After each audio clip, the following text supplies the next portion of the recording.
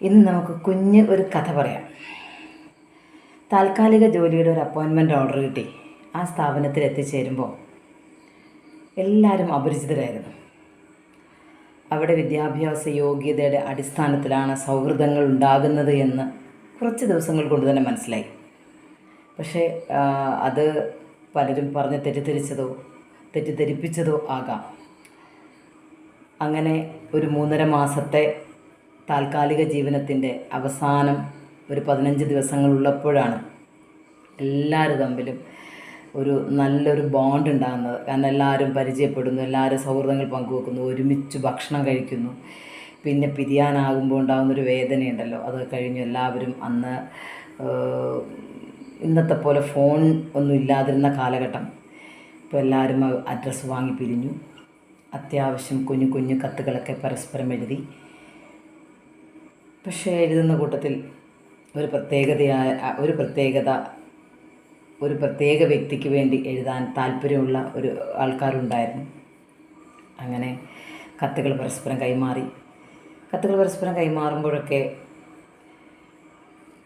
ഒരു 4-5 വാചകത്തിൽ മാത്രം ഒതുക്കുന്ന ആളാണ് അതിലെ കേന്ദ്ര കഥാപാത്രം.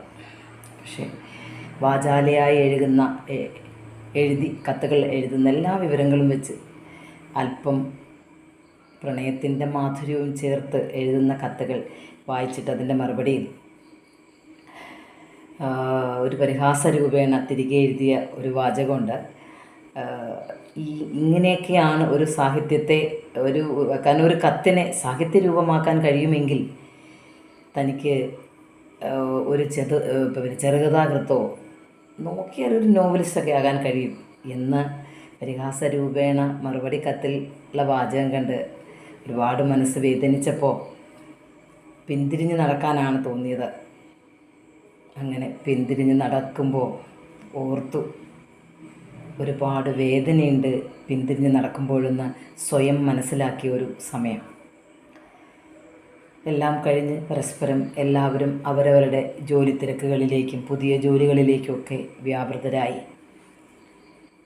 വർഷങ്ങൾക്ക് ശേഷം അവിചാരിതമായി കണ്ടുമുട്ടുമ്പോൾ വിദ്യാഭ്യാസ യോഗ്യതയുടെ അടിസ്ഥാനത്തിൽ സൗഹൃദങ്ങൾ സ്ഥാപിക്കുന്ന വ്യക്തിയുടെ മുഖത്ത് വല്ലാത്തൊരു ദൈന്യത, ഒരു കുറ്റബോധം.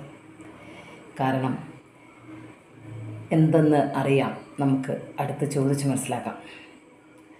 കണ്ടുമുട്ടിയപ്പോൾ വല്ലാതെ മുഖം ഇരിക്കുന്നത് കണ്ടിട്ട് അവൾ ചോദിച്ചു, എന്താണ് മുഖം ഇങ്ങനെ വാടിയിരിക്കുന്നത് എന്ന്. ഒന്ന് സമയമുണ്ടോ? കുറേ വർഷങ്ങളായില്ലേ കണ്ടിട്ട്, എനിക്കൊരുപാട് കാര്യങ്ങൾ പറയാനുണ്ട്. ഒരു കോഫി കഴിച്ചുകൂടെ? കോഫി കഴിക്കാം. അങ്ങനെ കോഫി ഷോപ്പിലെ ടേബിളിൽ അപ്പുറവും ഇപ്പുറവും ഇരുന്ന് ഓരോ കോഫി ഓർഡർ ചെയ്ത്. പക്ഷെ കോഫിയെല്ലാം കൊണ്ടുവരുമ്പോൾ കുറേ ലേറ്റാകും. Indian coffee ഹൗസാണ്. അപ്പോൾ അവിടെ വരുമ്പം ഓർഡർ എടുത്ത് പോയാൽ കുറേ സമയം കഴിഞ്ഞേ വരുള്ളൂ കോഫിയൊക്കെ.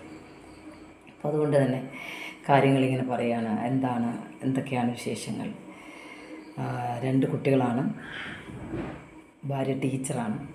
പക്ഷേ ജീവിതത്തിൽ പ്രണയം എന്തെന്നോ റൊമാൻസ് എന്താണെന്നോ ഒരു ദാമ്പത്യ ജീവിതത്തിൽ എനിക്ക് അനുഭവിക്കാൻ സാധിച്ചിട്ടില്ല.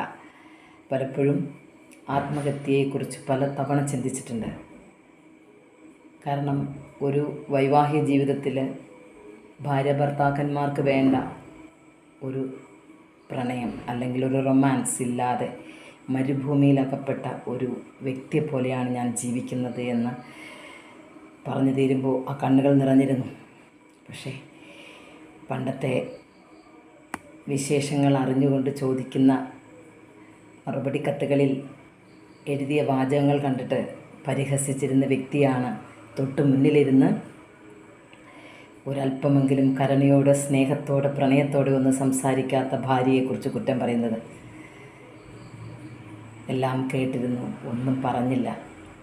പക്ഷേ കോഫി കഴിച്ച് തിരിച്ചിറങ്ങുമ്പോൾ ഒന്ന് പറഞ്ഞു, പണ്ട് ഒരു ചെറുകഥാകൃത്താകാനുള്ള യോഗ്യതയെക്കുറിച്ചും നോവലിസ്റ്റ് ആകാനുള്ള യോഗ്യതയെക്കുറിച്ചുമൊക്കെ പരിഹസിച്ചത് ഓർക്കുന്നുണ്ടോ? അപ്പോൾ എന്ന് ചോദിച്ചുകൊണ്ട് തിരിഞ്ഞു നോക്കുമ്പോൾ ആ കണ്ണുകളിൽ നിന്ന് കണ്ണീർ അടർന്നു വീഴുന്നത് കണ്ടു.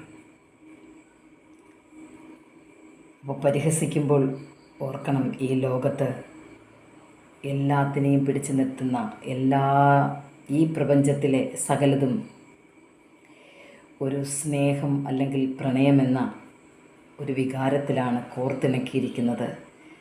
അതില്ലാത്ത ഇടമെന്ന് പറയുന്നത് മരുഭൂമിയാണ് എന്ന് മനസ്സിലാക്കാൻ ഓരോ മനുഷ്യ മനസ്സിനും കഴിയണം എന്നതാണ് ഈ കഥയുടെ അവസാനം ഒരു മെസ്സേജായി തരുന്നത്.